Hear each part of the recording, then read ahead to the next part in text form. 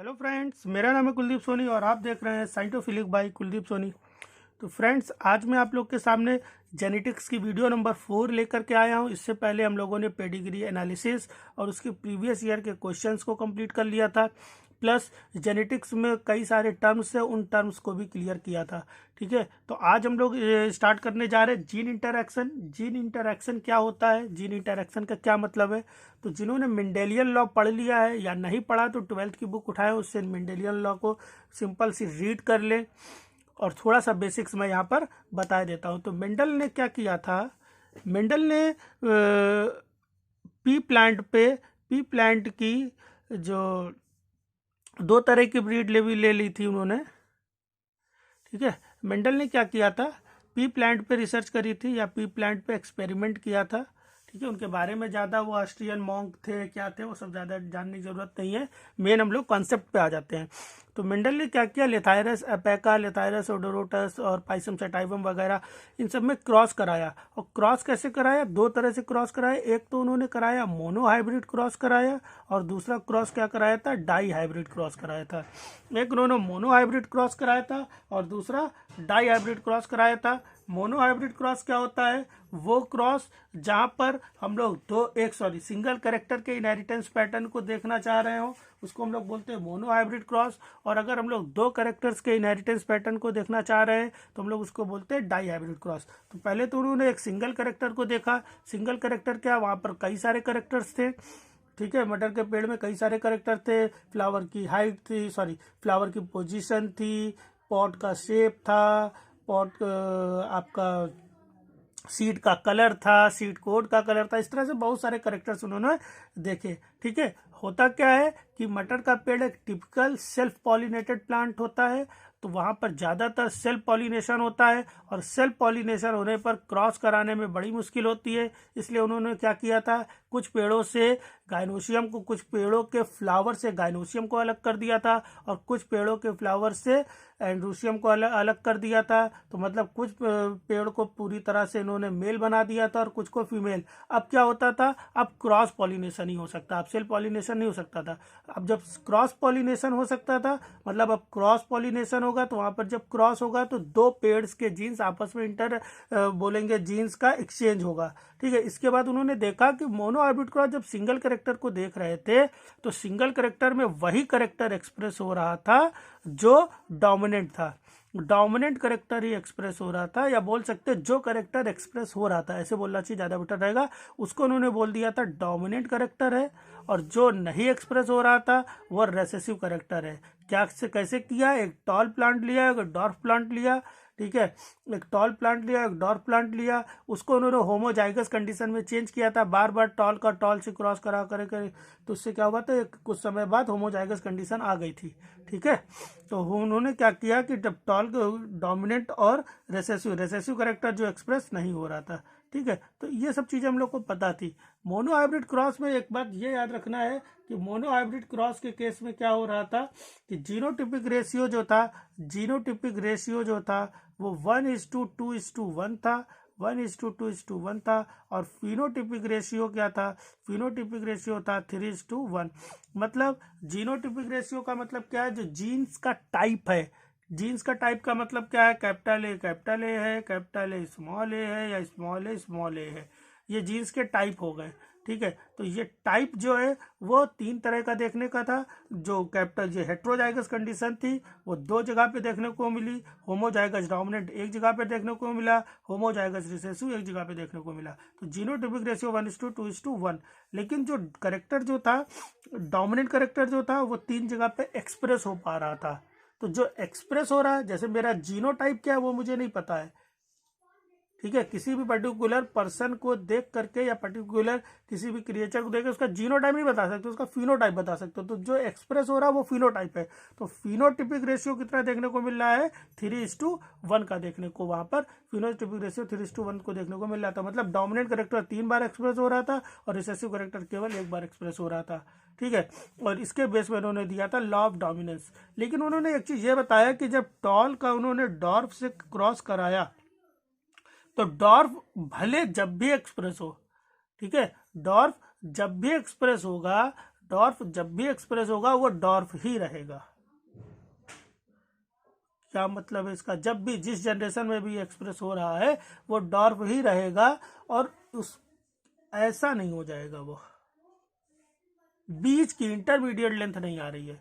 मतलब डॉर्फ जब भी एक्सप्रेस हुआ वो डॉर्फ रहा, बल्कि वो कई जनरेशन तक कैपिटल ए के साथ टहल के घूम के आ रहा है या कैपिटल टी के साथ टहल के आ रहा है, कई जनरेशन तक साथ में रहा है। लेकिन जब भी स्मॉल टी एक्सप्रेस हो रहा है तो वो क्या कर रहा है? स्मॉल टी वाले ही करेक्टर को एक्सप्रेस कर रहा है, मतलब अपने प्योर करेक्टर को एक्सप्रेस कर रहा है। मतलब इसको बोला गया law of purity of gamete. बोला गया law of purity of gamete. और इसी को जब इन्होंने डाई हाइब्रिड क्रॉस के केस में देखा तो वहां पर इन्होंने बोला लॉ ऑफ इंडिपेंडेंट असॉर्टमेंट। ठीक है, इंडिपेंडेंट असॉर्टमेंट मतलब सारे जीन्स अपने अपने इंडिपेंडेंट मैनर में अपने करेक्टर को एक्सप्रेस कर रहे हैं। मतलब अगर हाइट और कलर वाले जीन को साथ में रखा जाए तो हाइट वाला हाइट को एक्सप्रेस करेगा और कलर वाला कलर को एक्सप्रेस करेगा। दोनों आपस में कुछ भी इंटरैक्ट नहीं करेंगे। अब हम लोग धीरे से शिफ्ट हो गए इंटरैक्शन की तरफ। अगर ये दो जीन्स आपस में इंटरैक्ट कर गए तो इसको बोल देते हैं, इस कंडीशन को बोलते हैं जीन इंटरैक्शन। तो मेंडल ने मोनो हाइब्रिड क्रॉस कराया, लॉ ऑफ डोमिनेंस को समझाया, law of purity of gamete को समझाया। ठीक है, जिसको लॉ ऑफ सेग्रीगेशन से भी रिगार्ड कर सकते हो आप लोग। मेंडल के बारे में आप लोगों को अच्छे से पता होना चाहिए, मेंडेलियन लॉ के बारे में। मैं ये मान के चल रहा हूँ कि थोड़ा सा रिवाइज करा दूँ। इसके अलावा डाई हाइब्रिड क्रॉस के केस में इन्होंने क्या किया? डाई हाइब्रिड क्रॉस के केस में उन्होंने क्या बताया कि लॉ ऑफ इंडिपेंडेंट असॉर्टमेंट में उन्होंने बताया कि दो करेक्टर थे हाइट और कलर के, दोनों साथ साथ रहे। हाइट अपना हाइट को ही रिप्रेजेंट कर रहा है और कलर अपने कलर वाले करेक्टर को रिप्रेजेंट कर रहा है। मतलब दोनों जीन्स आपस में इंटरैक्ट नहीं हो रहे हैं, दोनों जीन्स आपस में इंटरैक्ट नहीं होते हैं, ये बताया था मेंडल ने। लेकिन कुछ केसेस में देखने को मिला कि जीन्स भी इंटरैक्ट हो जाते हैं और कभी कभी तो एलील भी इंटरैक्ट हो जाते हैं। तो इसके बेस में उन्होंने बताया, मेंडल ने नहीं बताया सॉरी, इसके बेस पे आगे की रिसर्च में आया कि जीन इंटरैक्शन भी होता है और एलील इंटरैक्शन भी होता है। तो अब हम लोग धीरे धीरे मूव करेंगे जीन इंटरैक्शन और एलील इंटरैक्शन की तरफ। एलील इंटरैक्शन का मतलब क्या है? यही जहां पर अगर देखा जाए कि ये कैपिटल टी था, ये स्मॉल टी था, ये जब भी एक्सप्रेस होगा तो स्मॉल टी। ठीक है, उन्होंने बोला कि नहीं, एलील इंटरैक्शन हो सकता है। ठीक है, एलील इंटरैक्शन हो सकता है। एलील इंटरैक्शन क्या हो सकता है कि जब कैपिटल टी स्मॉल टी आए कुछ पेड़ों में, जहां पर, ठीक है, कुछ पेड़ों में जहां पर उन्होंने क्या किया था, फ्लावर के कलर को लेकर के दिखा था रेड, ठीक है, और रेड और वाइट के, वाइट कलर के फ्लावर थे और रेड कलर के फ्लावर थे। जब नेक्स्ट जनरेशन में देखा तो पिंक कलर के फ्लावर आ गए।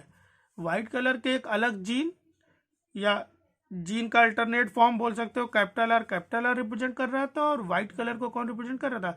रेड कलर को कैपिटल आर रिप्रेजेंट कर रहा था, व्हाइट कलर को स्मॉल आर। तो नेक्स्ट जनरेशन में कैपिटल और स्मॉल आर ही आएगा, कैपिटल आर स्मॉल आर आएगा। लेकिन यहाँ पर एक्सप्रेस क्या हो गया? पिंक कलर एक्सप्रेस हो गया। इन्होंने बोला देखो क्या हुआ, एलील्स इंटरैक्ट कर गए और ये इस कंडीशन को बोल दिया गया कोडोमिनेंस। तो कोडोमिनेंस को मैं यहीं पर, या एलीलिक इंटरैक्शन को यहीं पे कंप्लीट कर दे रहा हूँ। अब ब्रॉड वे में हम लोग जानेंगे जीन इंटरैक्शन, जिससे ढेर सारे क्वेश्चंस पूछे जाते हैं।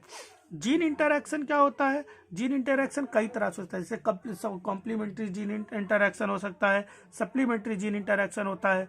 ठीक है, जीन इंटरैक्शन को हम लोग एपिस्टेसिस के नाम से भी जानते हैं। तो चलिए बात समझते हैं हुआ क्या। मान लेते हैं कि एक क्रोमोसोम है, उसके पास कोई एक जीन है ए और दूसरा जीन है एक्स। ठीक है, दूसरा क्रोमोसोम सेट आया, इसी का होमोलॉगस पेयर लिया, उसके पास स्मॉल ए है और स्मॉल एक्स है। अगर कैपिटल ए और कैपिटल एक्स आपस में इंटरैक्ट कर जाए तो इस कहानी को हम लोग बोलते हैं, इस कंडीशन को हम लोग बोलते हैं gene interaction. Condition in which two genes get interact with each other, then such condition is regarded as gene interaction. The phenomena of gene interaction do not follows the Mendelian rule. Gene interaction का phenomena Mendelian rule को follow नहीं कर रहा है। ठीक है, ऐसे ही कुछ और शब्दों में आप ये कह सकते हैं, when small A and small X get interact with each other, then this condition is also regarded as gene interaction. whereas when small x and capital X get interact with each other, then this phenomena is called allelic interaction, because small x and capital X are both are allele of each other.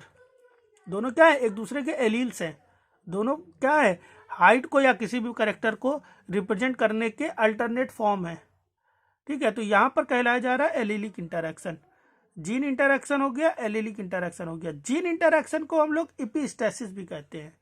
क्या कहते हैं? इपिस्टैसिस के नाम से भी कहते हैं। इपिस्टैसिस का मतलब क्या हो गया, किसी भी कैरेक्टर को ढक लेने वाला, कवर कर लेने वाला, इपिस्टैसिस। तो इपिस्टैसिस का मतलब क्या हुआ, इपिस्टैसिस का मतलब हो गया कि ये देखिए कुछ अच्छा सा नोट्स है मेरे पास, ठीक है, इसके अंदर कुछ इंफॉर्मेशन आपको दिख रही है और हम दूसरा नोट्स लाए और उसने क्या किया, इस इंफॉर्मेशन को कवर कर लिया।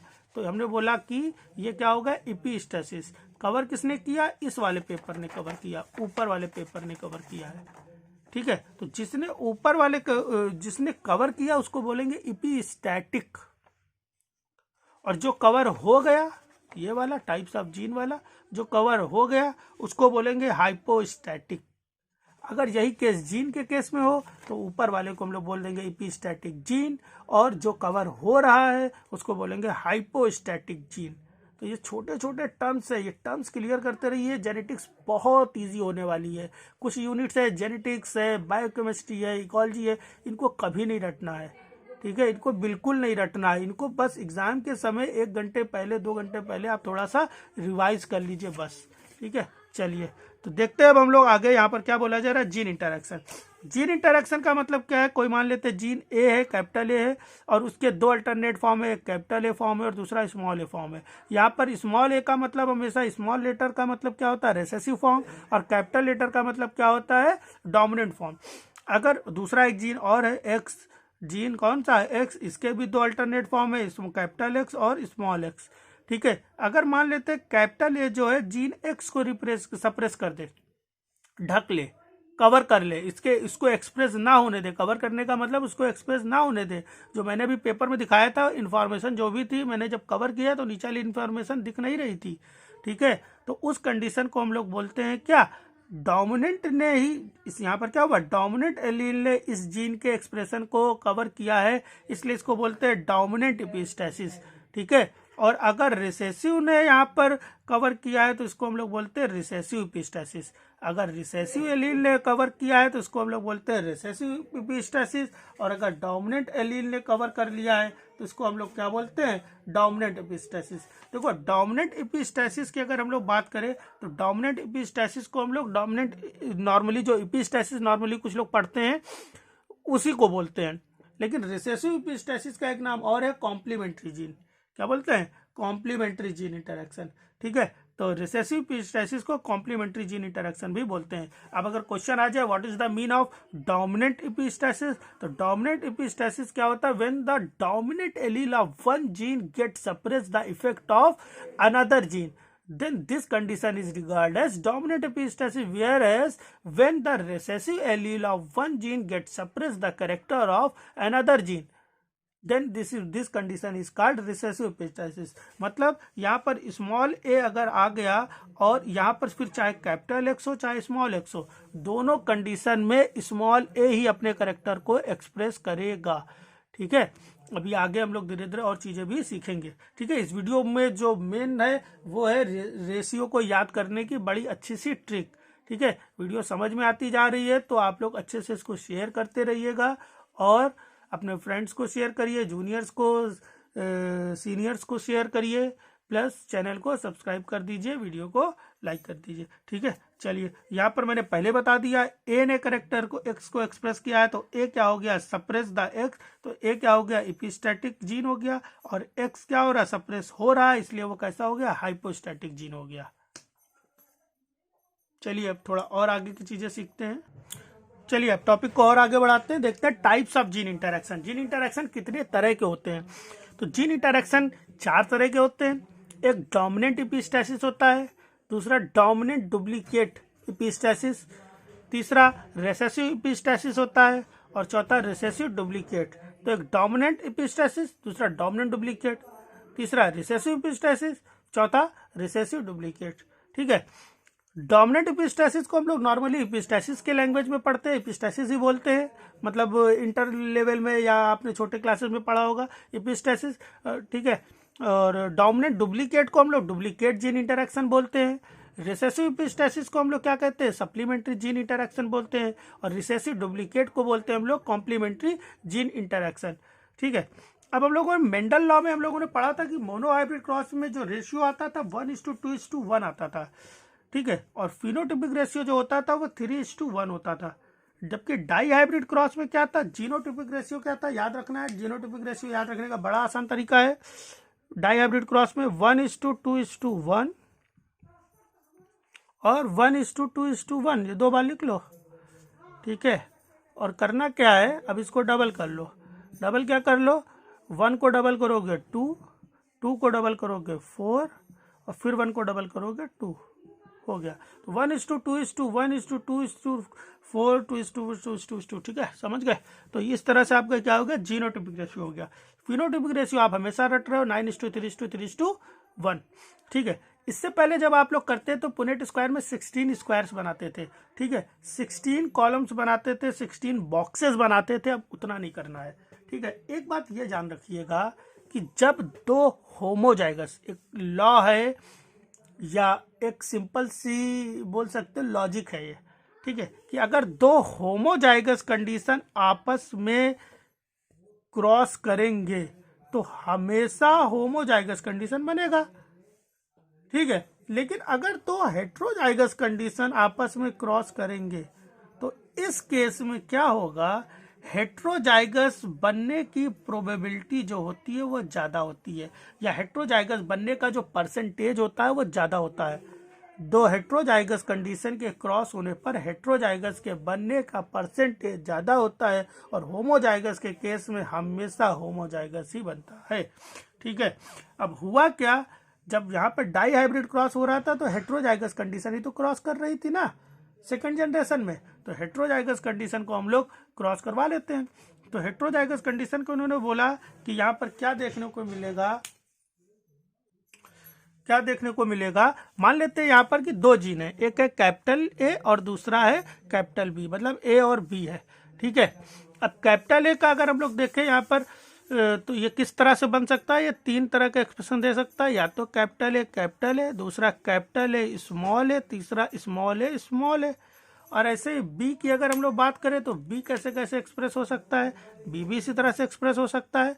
ठीक है, बी कैसे कैसे, कैपिटल बी स्मॉल बी और स्मॉल बी।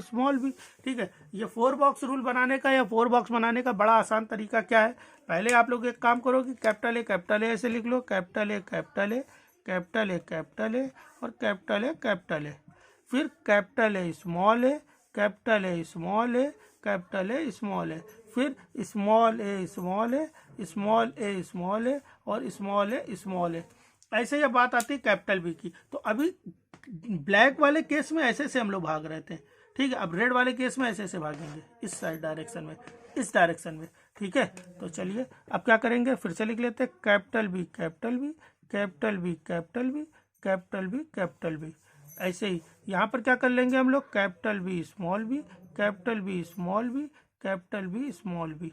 यहाँ पर क्या कर लेंगे हम लोग, small B small B small B small B small B small B. ठीक है, होमोजाइगस कंडीशन, अब देखो वो 4 कंडीशन ढूंढो या वो केसेस ढूंढो जहाँ पर कैपिटल बी और स्मॉल बी कम से कम एक एलील जरूर हो। तो इन 4 बॉक्सेस में देखने को मिलता है, बस इन 4 बॉक्सेस में ऐसा कंडीशन देखने को मिल रहा है। कहाँ कहाँ पे, इन 4 बॉक्सेस। यहाँ पे कैपिटल ए भी है, कैपिटल बी है। इस केस में देखो एक कैपिटल ए और कैपिटल बी है, कम से कम एक होना चाहिए। ठीक है, एक अगर है तो लॉ ऑफ डोमिनेंस को यहाँ पर प्रायोरिटी मिलेगी, और कैपिटल ए और कैपिटल बी एक्सप्रेस करेंगे, स्मॉल बी एक्सप्रेस नहीं करेगा। होमोजाइगस होने के चांसेस बहुत कम होते हैं, तो यहाँ पर होमोजाइगस ये 1 रहेगा हमेशा, और ये वाला भी हमेशा 1 रहेगा। ये होमोजाइगस रिसेसिव और ये होमोजाइगस डोमिनेंट। ठीक है, ये वाले केसेस में 2 आता है। ठीक है, या वैसे चाहो तो वैसे भी रेशियो लिख सकते हो, 1:2:1। फिर क्या था, डबल करो, 2:4:2, फिर 1:2:1। अभी पीछे सिखाया मैंने रेशियो लिखना, तो 1:2:1। इस केस में देखो कैपिटल ए है और स्मॉल बी है, कैपिटल ए स्मॉल बी, ये अलग केस एक जैसा एक्सप्रेशन देगा, देगा कि नहीं देगा? ठीक है, यहाँ पे स्मॉल ए और कैपिटल बी है, यहाँ पर भी स्मॉल ए कैपिटल बी, एक कैपिटल बी है, दो कैपिटल बी है, कोई फर्क नहीं पड़ता है। अगर एक है तब भी वही एक्सप्रेशन, दो है तब भी वही एक्सप्रेशन, एक भी नहीं है तो कोई एक्सप्रेशन नहीं। ठीक है, यहाँ पर कुछ भी नहीं है तो यहाँ पर, तो रेशियो जरा उस तरह से भी चेक कर लो। ये कैपिटल ए और स्मॉल कैपिटल बी कितनी जगह पे आ रही हैं? 9 जगह पे आ रही होंगी। देख लो 4 2 6 7 8 9, 9 केसेस में ये, यहाँ पे कितना 3 केसेस में ये, यहाँ पे कितना 3 केसेस में ये, और ये कितना 1 केस में। ठीक है, ये हो गया जीनोटाइपिक रेशियो। 4 बॉक्स रूल हम लोगों ने समझाए। क्यों समझा? क्योंकि ये बहुत इजी हो जाएगा आपको पढ़ना। ठीक है, हेट्रोजाइगस कंडीशन सबसे ज्यादा देखो मिल रही है, 4 time capital A small A capital B small B. यहाँ पर ये होमोजाइगस है और ये हेट्रोजाइगस है, यहाँ पर भी ये होमोजाइगस है, ये हेट्रोजाइगस है। क्या पता चला? कुछ चीजें सीख लो। एक होमो और एक हेट्रो, ऐसा 2 जगह पे देखने को मिलता है, 2 केसेस में। अगर ऐसा होगा तो ऐसा क्या होगा? 2 बार होगा। ठीक है, यहाँ पर भी एक होमो एक हेट्रो 2 बार, एक होमो और एक हेट्रो। अगर दोनों हेट्रो होंगे तो ऐसा केस का कितनी बार हो जाएगा? 4 बार हो जाएगा। ठीक है, मोनो हाइब्रिड में कितनी बार रहता है? 2 ही बार रहता है। ऐसा केस कितनी बार हो जाएगा? 4 बार हो जाएगा। बड़ा सिंपल सी ट्रिक है, कुछ भी नहीं रटना है, और लॉजिक है। ट्रिक क्या है? लॉजिक है। ठीक है, तो होमो और हेट्रो के केस में क्या हो रहा है? 2 टाइम्स। हेट्रो और हेट्रो के केस में क्या हो रहा है? हेट्रो और हेट्रो के केस में हो रहा है 4 टाइम। दोनों होमो रहे तब कितनी बार आएगा? केवल 1 बार। और अगर दोनों हेट्रो रहती हैं तब कितनी बार आता है? तब भी केवल और केवल 1 बार। ठीक है, सॉरी, दोनों हेट्रो नहीं, गलत हो गया। दोनों होमो रहे तो क्या होगा? केवल और केवल 1 बार। दोनों हेट्रो नहीं, दोनों हेट्रो हो जाएंगे तो 4 बार आएगा। दोनों होमो कहाँ पे है? यहाँ पे है। दोनों होमो कहाँ पे है? यहाँ पे है। दोनों एक होमो और एक हेट्रो है तो कितनी बार होगा? एक होमो और एक हेट्रो कितनी बार दिखाता है? 2 बार कैरेक्टर दिखाता है। ये चीजें क्या करेंगी? टाइम बचाएंगी। ठीक है, ये चीजें आपका टाइम बचाएंगी। ठीक है, चलिए अब हम लोग जीन इंटरैक्शन के टाइप्स का जो बोल सकते हो रेशियो है वो याद करने की बड़ी सिंपल सी ट्रिक देख लेते हैं। ठीक है, तो देखते हैं भैया रेशियो ड्यूरिंग जीन इंटरैक्शन। तो डोमिनेंट एपिस्टेसिस का 12:3:1, डोमिनेंट डुप्लीकेट 15:1, रिसेसिव एपिस्टेसिस का 9:3:4, रिसेसिव डुप्लीकेट का 9:7। ठीक है, तो यहाँ पर हम लोग अब इसके रेशियो को याद रखने की एक सिंपल सी ट्रिक के थ्रू सीखेंगे। ठीक है, और इसके बाद फिर एक एक एपिस्टेसिस को या एक एक केस को हम लोग क्या करेंगे? अलग अलग ब्रॉड वे में पढ़ेंगे, उससे प्रीवियस ईयर के क्वेश्चंस को भी सॉल्व करेंगे। तो देखिए, इससे पहले जो आपने मेंडेलियन रूल लिखा था वो क्या था? 9:2। ठीक है, मेंडल लॉ के अकॉर्डिंग क्या था? Genotypic ratio, sorry phenotypic ratio 9:3:1, ये मेंडेलियन रूल था। ठीक है, अगर डोमिनेंट एपिस्टेसिस आ रहा तो इन दोनों को जोड़ दीजिए, तो इन दोनों जोड़ देंगे तो 9 + 3 कितना? 12:3:1। मतलब डोमिनेंट एपिस्टेसिस का मतलब हम लोग क्या करते हैं सिंपल लैंग्वेज में, इसको कभी कभी एपिस्टेसिस भी बोल देते हैं, केवल एपिस्टेसिस बोल देते हैं। केवल एपिस्टेसिस होगी तो उसका मतलब क्या है? डोमिनेंट एपिस्टेसिस की बात हो रही है।